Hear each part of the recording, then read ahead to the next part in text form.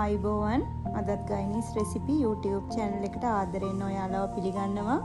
ඉතින් කොහොමද ඔයාලට අද අපි ලේසියෙන්ම හදාගන්න පුළුවන් කටේදී වෙන රසවත් පුඩින් එකක් හදාගන්න හැටි බලමු. අපිට ඕනි කරනවා කිරි කෝප්ප දෙකක්,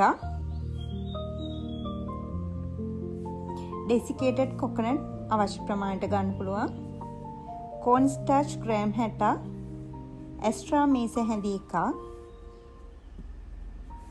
සීනි ග්‍රෑම් 50, වැනිලා තේ හැඳි භාගයක් සහ බිත්තර කහමද දෙකක්.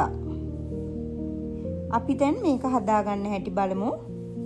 මුලින්ම පිරිසිදු බෝල් එකකට බිත්තර කහමද දෙක එකතු කරගන්නවා.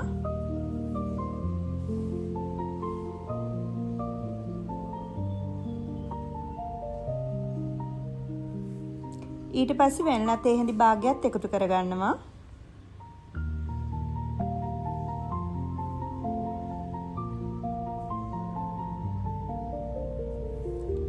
ඊළඟට සීනි ග්‍රෑම් 50ත් අපි එකතු කරගන්නවා.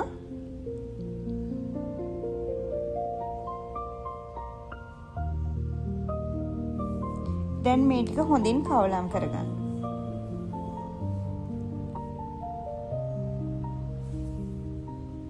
සීනි ටික දී වෙනකම් මේ ටික හොඳින් කවලම් කරගන්න. ඊට පස්සේ මම මේකට corn starch එකතු කරගන්නවා. දැන් මේ ටිකත් හොඳින් කවලම් කරගමු. මේ ඔක්කොම ටික හොඳින් mix කරගන්න.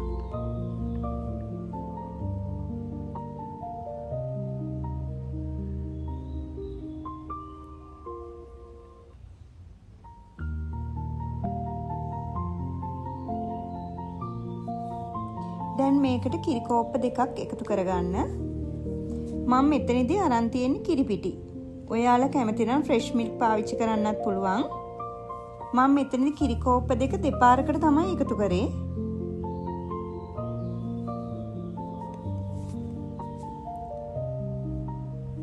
මේ ටික හොඳින් කවලම් කරගන්න.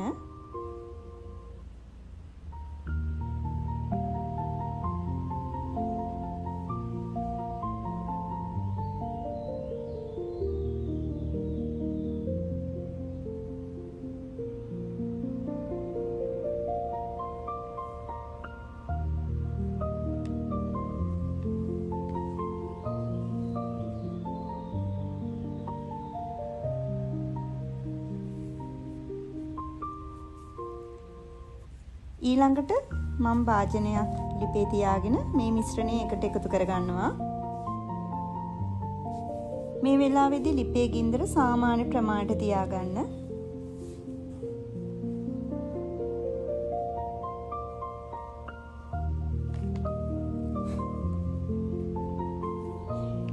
මේ මිශ්‍රණය කැට ගහන නොදී හොඳින් උකු වෙනකන් විනාඩි 5ක් 7ක් අතර කාලයක් හොඳින් නැන්දි ගා ගන්න.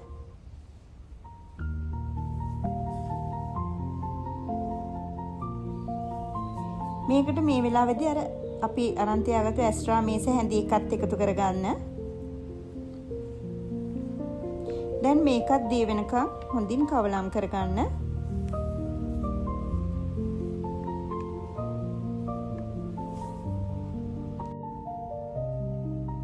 මේ මිශ්‍රණේ බුබුලු දාන පදම එනකම් හොඳින් කවලම් කරගන්න.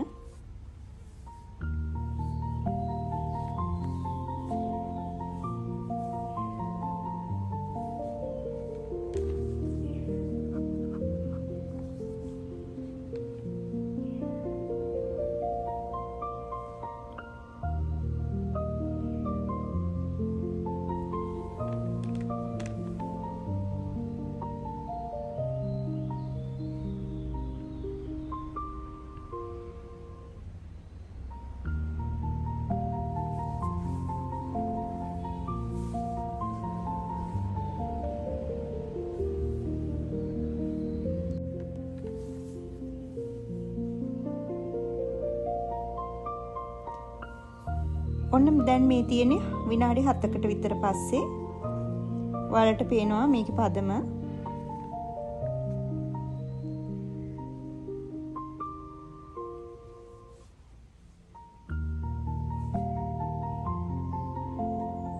මේ පදම ආවට පස්සේ මම ලිපෙන් බා ගන්නවා.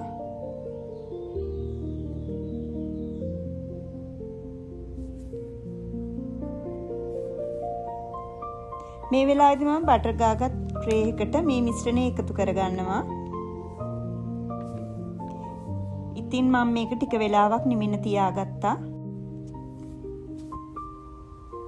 දැන් මම මේක පැය දෙකකට ෆ්‍රිජ් එකට දාගන්නවා.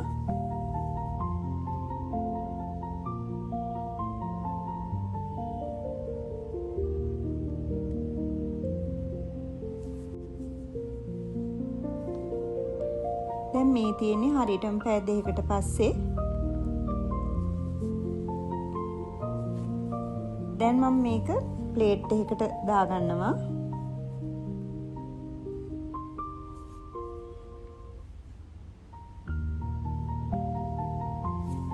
ඉතින් මේක ඔයාලට කැමති විදිහට කපා ගන්න පුළුවන්.